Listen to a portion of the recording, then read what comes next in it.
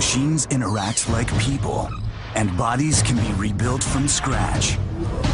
How will we wage war, fuel our need for power, commute to space? How will your life change in fully networked cities of the future?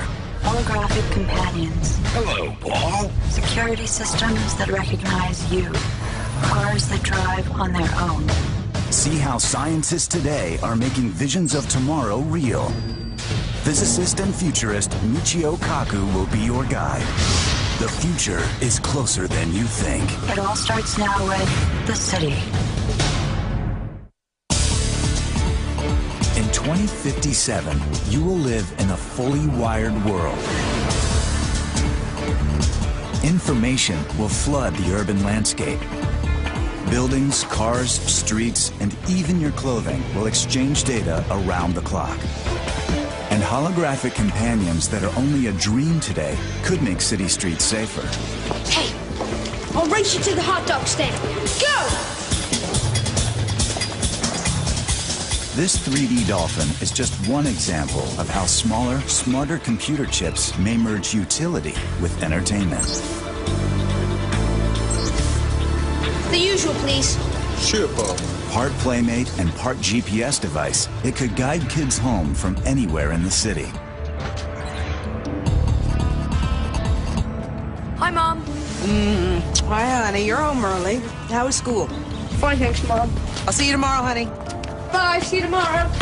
And don't spend all your time playing with that silly holofin. I won't, Mom. Taxi. Paul's grandfather was born at the dawn of the internet, and he's been writing computer code ever since. But after his latest project sparked a fight with his daughter, he's leaving. Azimo, packing, not unpacking, you idiot. I said put it in. I need the blowtorch. Hi, Gramps. Hi. Why don't you get the pile of junk and upgrade?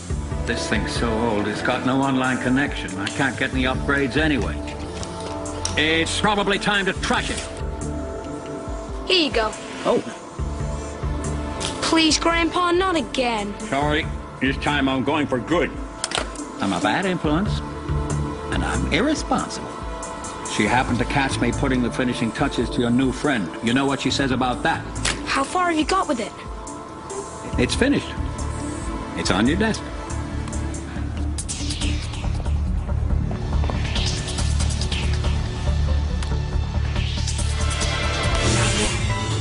Wow, Hello, Paul. you can talk. Yes. Well, come on, show me a few moves. With pleasure.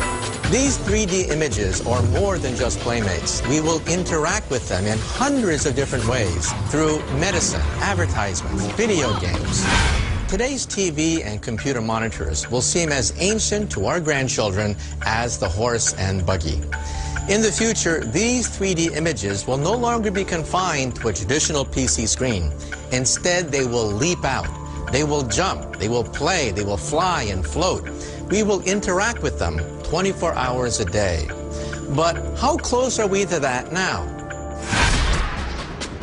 In the beginning, we needed special glasses to view 3D images.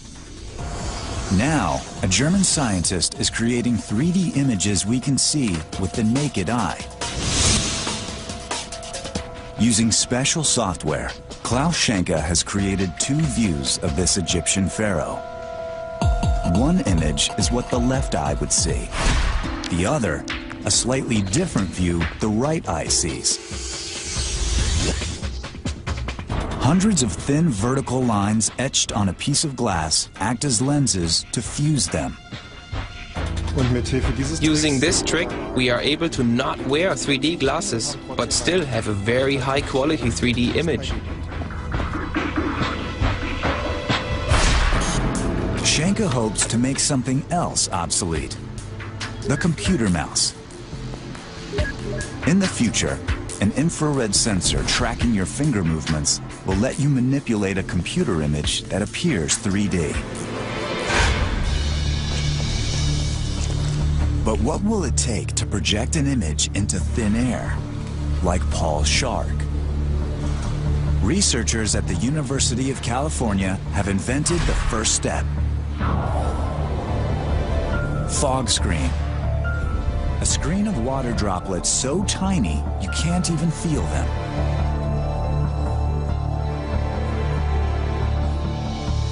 Two jets of air shape the droplets into a thin sheet of vapor. On it, they project an image. Hey Ismo, can you see me? Could you move a little to the left? To my left?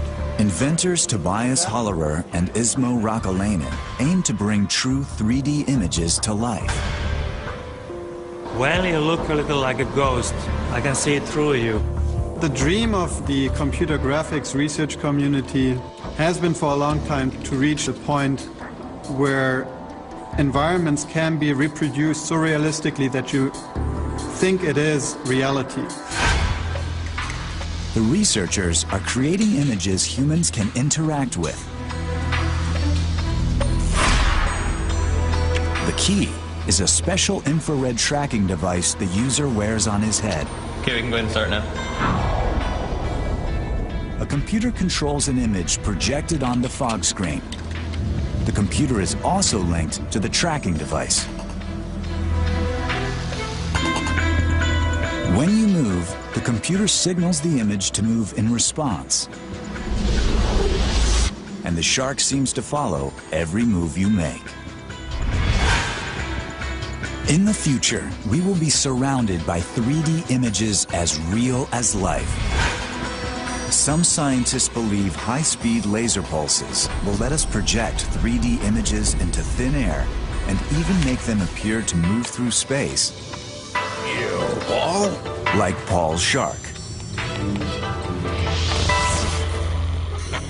Hey, folks. Celebrate your 100th birthday on the moon. Take your own personal shot. Hey, I got it!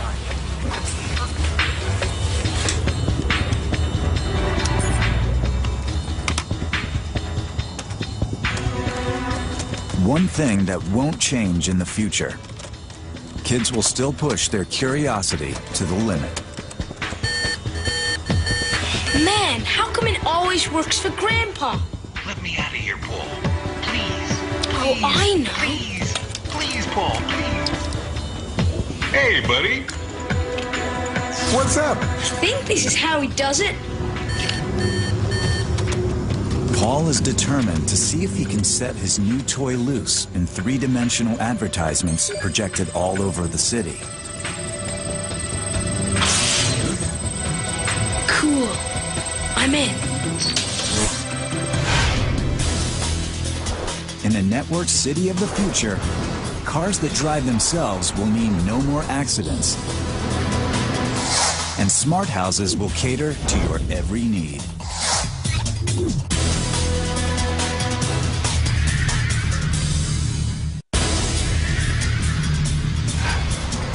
A computer virus is about to cripple a city.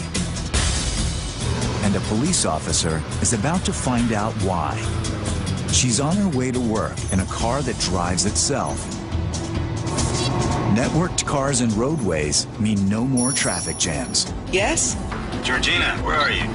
On my way. What's up? We got a problem. A bunch of data control systems have been sending error messages. We're working on it, but when are you going to be here? Computer says 6 minutes on Subterranean Drive. Good. See you then. Okay. Wouldn't it be great if you jumped into your car, told it where to go, and the car drove itself without your ever touching the steering wheel? Wouldn't it be great if there were billions of chips stored in the road, each costing a penny, eliminating traffic jams and even car accidents? Now, as ambitious as all this seems, this technology is coming. Most of us drive a car every day without thinking twice. But in fact, piloting 2 tons of steel and glass through space takes an enormous amount of brain power. And when we drive at high speed, we have to make judgments in microseconds.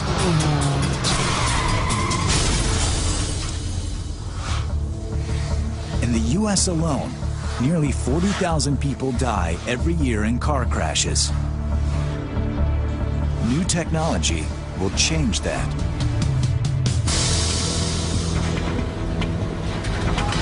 To make an intelligent car, engineers around the world are designing braking systems that will take over when humans fail. A radar sensor on the front grille can see the road ahead. The brains are in the trunk. A computer that decides when it's time to step on the brakes. The real test is whether the computer can make split-second decisions like a human. Two cars get ready. One has computerized brakes, one doesn't. Stop. The drivers head at 20 miles per hour right toward two foam walls.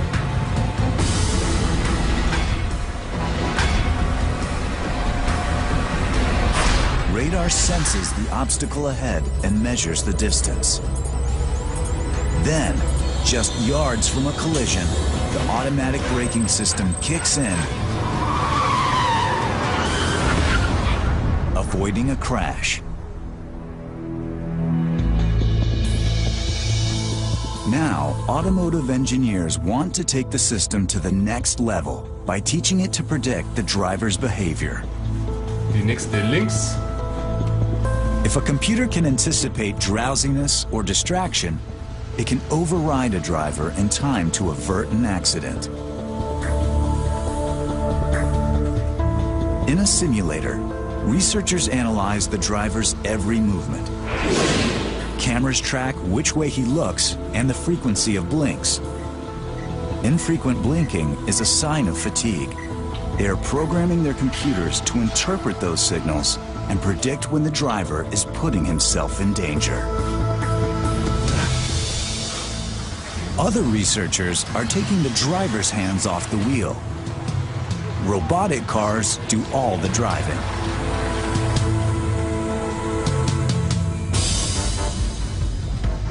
These engineers are preparing for a race called the DARPA Grand Challenge.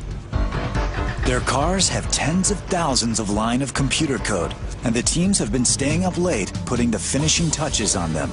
Well, for me, since I wrote the software, the biggest fear for me is that something I wrote dies for a silly reason. That is my biggest nightmare.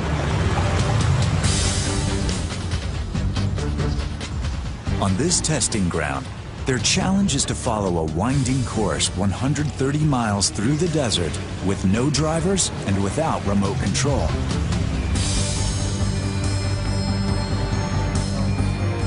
How does a robotic car work?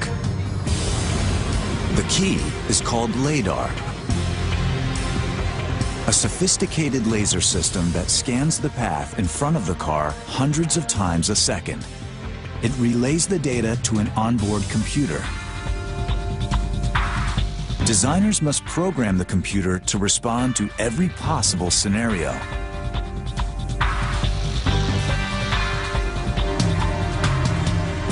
Here, the sensors pick up an obstacle. The computer decodes the data and makes a decision.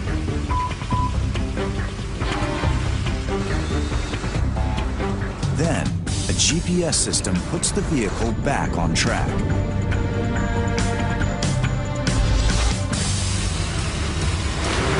Of course, they're still working out the kinks. But in this race, 5 out of 23 vehicles made it to the finish line. They've blazed the trail for robotic cars. I really think that in the future we could easily have some cars and trucks where the humans don't have to make any decisions, where that all of the human errors and everything like that that causes problems can be avoided. And I think we can get there in 50 years. In the city of the future, autonomous cars will work safely because the whole city is wired. Every object in offices, homes, and on the streets constantly transmits and receives data. The city is a giant internet where everyone and everything is always online. Everything needed to run the city, police and fire services, power plants, hospitals, is controlled from one central point.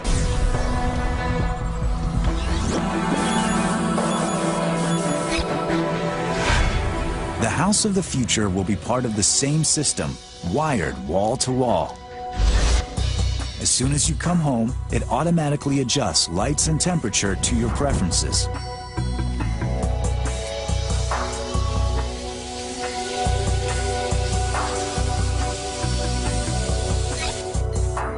Walls, furniture, and appliances all have cameras and microphones that respond to visual and verbal commands. With a word, your favorite program appears on television. When you select a recipe, the fridge checks itself for ingredients and orders missing items from the supermarket. Grocery shopping from your couch. Your intelligent clothing will call an ambulance in case of an emergency. The GPS system will locate free parking slots. Sounds good to me. But you know, all of this comes with a warning. As we become more dependent on technology, just remember, even in the future, computers can crash, technology can fail. Because the urban landscape is so intricately wired, it's also highly vulnerable. Hey, how is it up there? So when a teenager borrowed his grandfather's old laptop to hack his shark into the city's holographic billboards, he didn't realize he was accidentally releasing a virus lurking in the obsolete computer.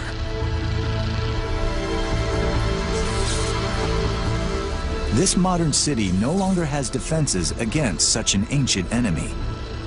It's not just computers that are affected, the whole city network begins to crash.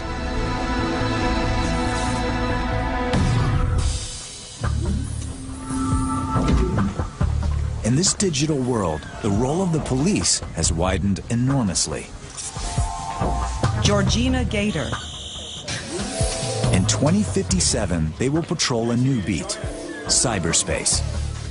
You need to have a look at this. The train stopped moving 20 minutes ago. 2 minutes ago, this happened. A traffic jam. Last time I saw something like that was 20 years ago. I'm looking for the Senior Commissioner for Critical Infrastructures. That's me, Georgina Gator. What can I do for you? Data Security, CityCom. I would have called, but all our lines are crashing. It's a virus in the central CityCom system. Bring up the city on your display. This thing is the problem? Well, kind of. It's attached to a virus, which is scanning the entire city for displays and holograms for the shark to invade. There are millions of them, so it's clogging the whole network. We don't know who the hacker is, but we know how he got in. How? He got access via the internal system of the police department. But how is that possible? In the name of Georgina Gator.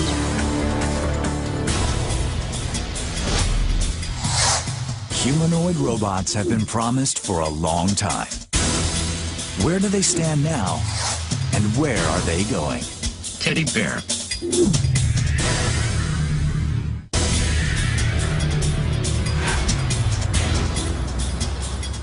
Have I left anything else? No, I don't think so. Come on, Asimo.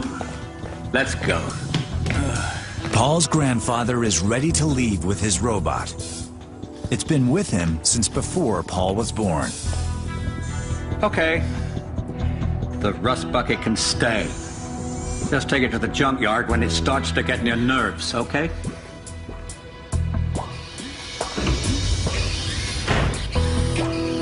For years, Hollywood has led us to believe that smart humanoid robots are just around the corner. Well, maybe it's time for a reality check. Today, after decades of hard work, robots can barely walk across the room without stumbling into the furniture. Being creative, making their own decisions, holding a conversation, these are beyond their capabilities. Now, committed scientists are not giving up. And in fact, they've made a breakthrough in terms of teaching robots how to learn. They say you have to walk before you can run. To scientists at Honda, building their humanoid robot Asimo felt more like crawling. They began in the 1980s with a pair of legs, Slowly, they added a torso, arms, then a head. But building the body was the least of it. Getting the parts to move in concert like a human took years. What comes naturally to us is in fact a complicated balancing act.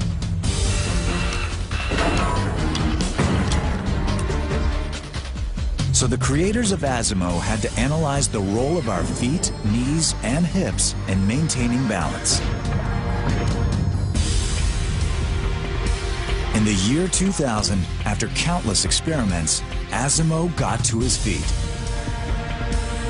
Today, he can walk up ramps, climb up and down stairs, and balance perfectly while performing 1,000 movements. But he's hit a wall. Asimo can only do what he's programmed to do. Good morning. How do you feel? I'm feeling great. Thank you. Let's shake hands. Okay, let's shake hands. Today's robots are programmed for a very specific situation or task. If the situation or environment changes, or the context of reaction changes, then these robots are helpless. Go where I am pointing. I'm not sure where you're pointing. Go where I am pointing. Where shall I go? I know you. Pascal. Hello. Hello. Go where I am pointing. I'm not sure where you're pointing. Okay, let's shake hands. What we need are adaptable robots. Robots that can learn through experience. So Asimo must be taught just like a child. Apple. Okay, did you say apple? Yes, this is correct. Okay. Researchers introduce new objects. Then they test him on what he's learned. Rubber ducky. Okay. In human development, this process takes years. The Honda scientists have figured out how to do it in just days. Unknown object. Teddy bear. Did you say teddy bear? Yes, this is correct. Okay. Please show something.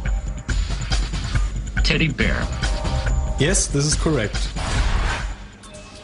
Recently, the scientists had an even bigger breakthrough. They taught Asimo how to make choices. They want the robot to grab a green bottle. But they haven't programmed a specific way to take it. Instead, they've programmed 4 options and are leaving the decision up to him. Every 5 milliseconds, Asimo analyzes the situation and evaluates the options. Then, he picks the most efficient one. It's a milestone for robotic engineering. In the future, you'll depend on robots to cook and clean. They'll even assist surgeons on the operating table. Although advances may be slow, one day you'll wonder how you ever got along without them.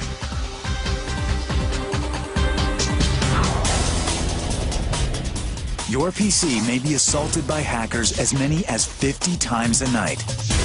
Cyber criminals of the future will only get smarter. How are we going to stop them?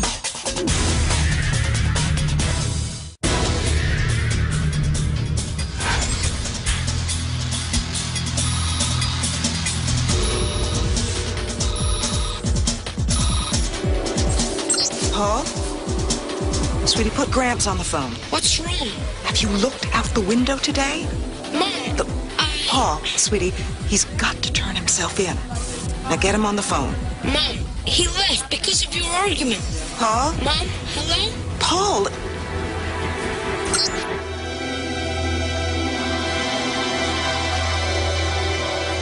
Everybody, listen up. We're initiating a citywide search. This is our man. His name is John Gator. My father. He's one of those old school hackers. He once did 8 years in prison for hacking into the medical insurer's database. He nearly wiped it out. Screen on. Screen on. I have to hurry. I don't know how long the secure link will last. This virus is running on 50-year-old code. It has attacked the ancient base layer of the city's operating system. We've got our best people working on it, but I think we should prepare for the worst. Screen off. Since the first virus was introduced in 1983, now we're flooded with 60,000 of them.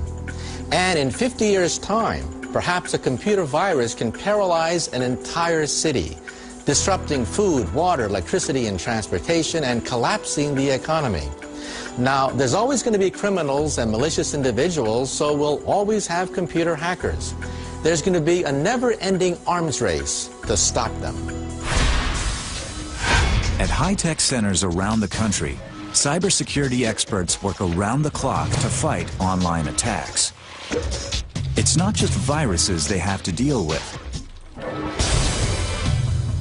One of the major threats today comes from hackers who break into home PCs and literally take them over. In just a few hours, a determined hacker can gain control of hundreds of thousands of personal computers. If your personal computer is connected to the internet, it can be assaulted up to 50 times a night by intruders attempting to gain control of it.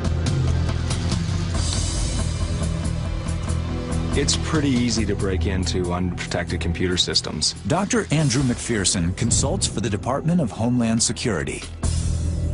Hackers would use a scanning tool to go onto the network and find computers that show their operating system, show that they're unprotected. And then they would choose appropriate attack tools to break into those computers. And then once they've done that, they would use those computers for any number of purposes. A hacker could launch what's called a bot attack. He programs hundreds of thousands of hijacked computers to send a barrage of messages to one website simultaneously. One example might be, before a big game, he might go to a gambling website and shut them down by targeting that gambling website with all of his computers and flooding his gambling computers by requests from all these other computers in his botnet. Then he might try and extort, they might try and extort money from that gambling website saying, hey, if you don't give us this money, we're not turning off this attack. A bot attack can overload a website with 24 gigabytes of data per second. That amount of information is equal to all the books that could fit in the back of a pickup truck. Clearly, unprotected computer networks can't withstand that type of botnet attack when hundreds or even hundreds of thousands of computers are steered against them. Yet a bot attack is the cyber version of jaywalking compared to what may be coming. The real threat that we see is from other nation states who could harness their understanding of the electronic infrastructure. For example, they might cut undersea cables where traffic was, put viruses into command and control systems, disrupt the infrastructure that supports our military. Any cyber threat. More than 20 nations are already developing computer attack programs. And every day, McPherson's team gathers new information on potential threats to America's cybersecurity. In the future, we're going to need a lot more people to protect our infrastructure. We're going to need engineers. We're going to need people like me, researchers. It's always going to be an arms race. The good guys are going to figure out new and creative ways to use information technology for our economy and so forth, and the bad guys are always going to figure out ways to try and circumvent that technology. Grandpa! Polly, over here! Grandpa! Grandpa! That's your shark. Gramps, you need to help me. I used your old trick, and then I just attached it to the shark, so we could fly across With my old virus? Gramps, Mom thinks it was you. They're looking for you. Gramps, please help me. Paul, you didn't go online using your own computer, did you? Yes. You know, they'll find your data on the system just as soon as they reboot it. Can you fix it? You've crashed the entire network.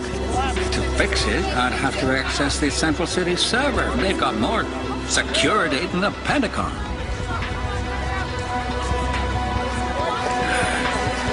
There's only one thing we can do. Come on. Bank robber or missing person, the city of the future will have intelligent surveillance systems that can track down anyone, anywhere, anytime.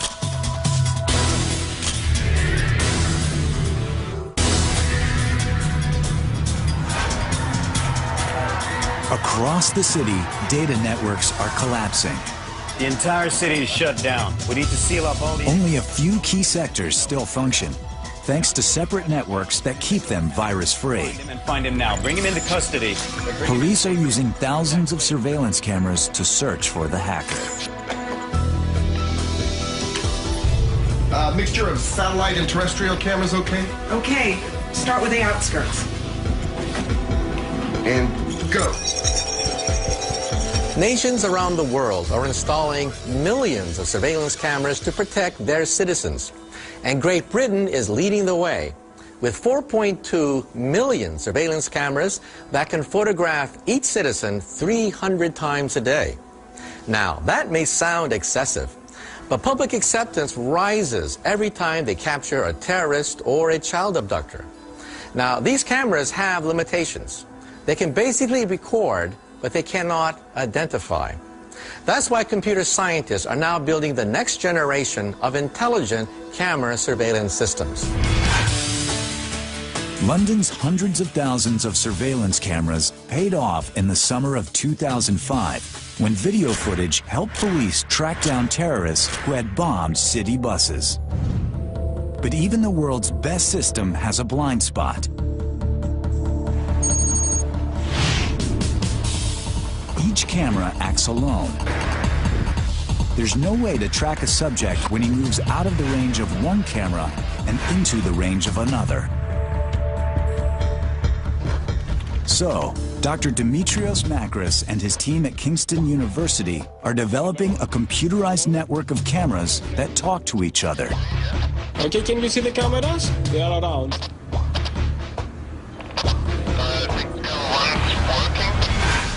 Okay.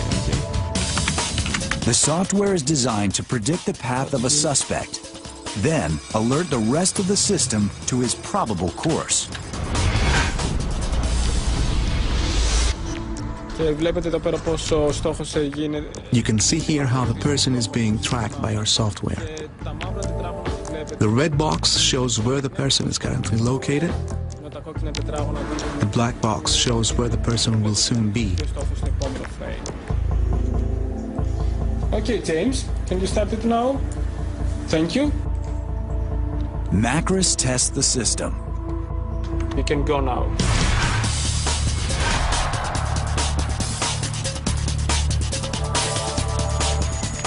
The subject is tracked by camera 1. He walks out of view. But thanks to the computer program, camera 2 finds him, and then camera 3. The cameras are talking to each other. That's just the beginning.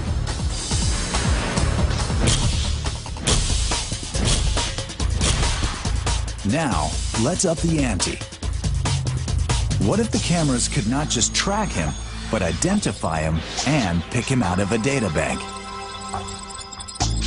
Henning Daum and his team are on the verge of making this possible with an ingenious face recognition system.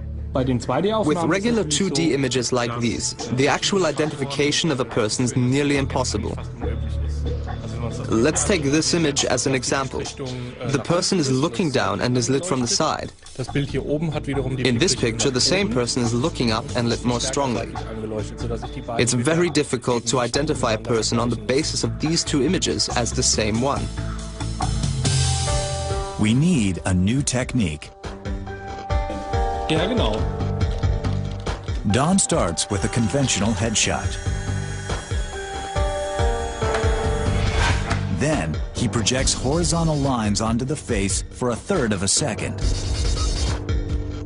The shape of the head distorts the line pattern.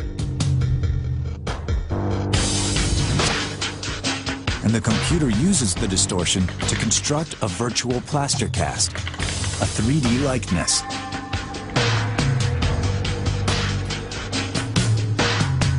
Once the likeness is entered into a database, the subject can be identified, regardless of camera angle or lighting conditions. So what's the trick? Instead of using a normal 2D image like this one, we use the distance from the camera to create our own image of the face based on depth, much like a 3D mask. Then, if we have an existing mask of her face stored in our database, we compare the two by placing one into the other. 50 years from now, facial scanning may be perfected. But by then, surveillance cameras won't be the only game in town. We'll also have smaller, more sophisticated technologies called biometrics that identify people by their unique physical characteristics.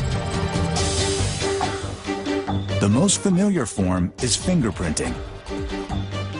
It's been around for over 100 years. But newer technologies promise far more secure and sophisticated methods to identify people. Iris scanning, voice recognition, skin scans, instant DNA testing. 50 years from now, between intelligent surveillance cameras and biometric identification, fugitives will have no place to hide.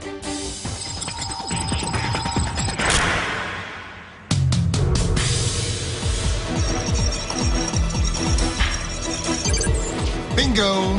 Below Drive, Commissioner. Heading north. Where's he going? Can you make a prediction? System program predicts. Destination is... Hall! Municipal Archives. The police have a fix on the suspects.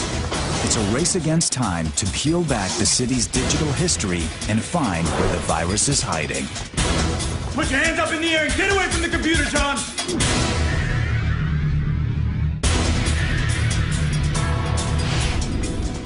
Paul and his grandfather hope the city archives will help them track down an ancient computer virus.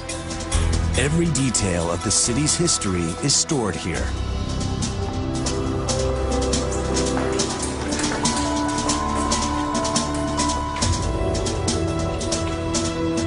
Computers have crashed.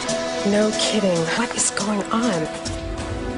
I need the data from the old city administration. What data? Do the original maps still exist? Come with me. How many CDs do you have containing music and video?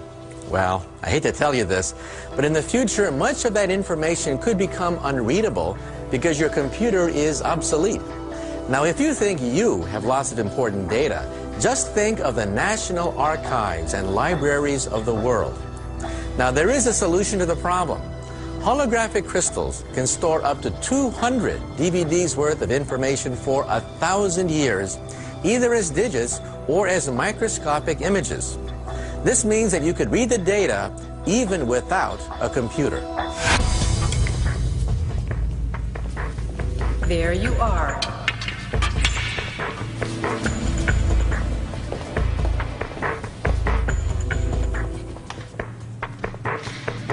There it is.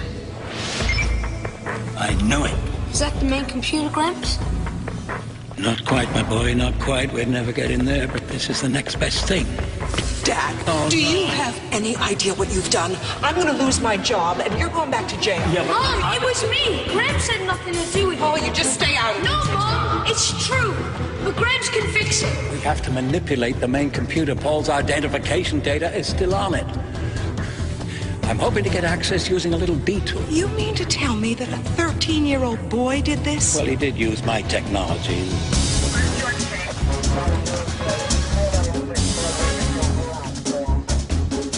Okay, go. What do you want me to do? Keep him here. Stall him. How much time do you need? 20 minutes. Go, go.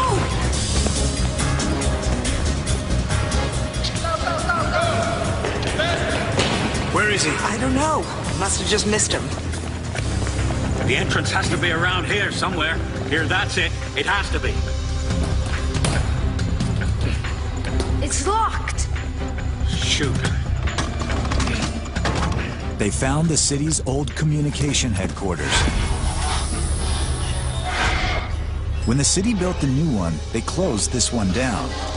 But it's still connected to the central computer.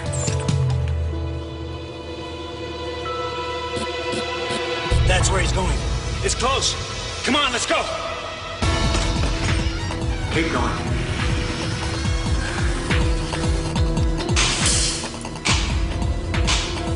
Now, if they can get direct access to the city's operating system, they can hack into the network, find the virus, and destroy it. Okay, partner, just let me do it. Flash.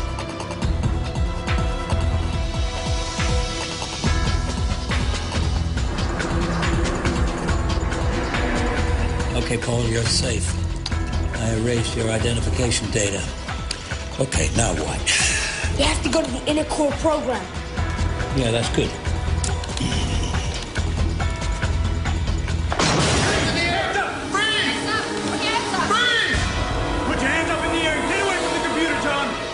Grandpa, if the electricity goes, that's it. Don't stop him. He's trying to save the power. Say it one more time, John. Get away from the computer. Don't try to protect him, son. It's too late. System. Paul! Come here, now! John, this is my last warning!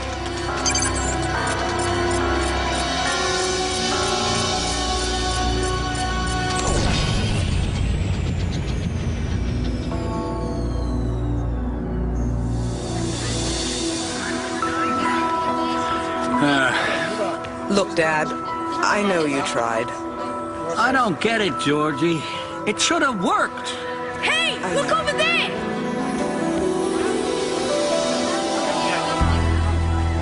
Release him. He's not our guy. Paul Edward Gator. Get over here.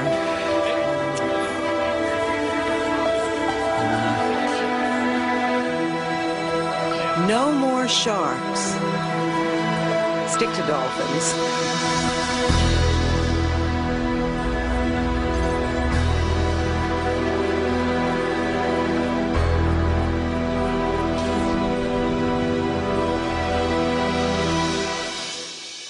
How will demands for energy change our future? New fuel sources, elevators into space, invisible soldiers. See your world 50 years in the future. 2057 continues next with The World. Want to experience city life in 50 years? Or hear more from futurist Michio Kaku? Get into the Future Zone at discovery.com/2057. Interact with tomorrow.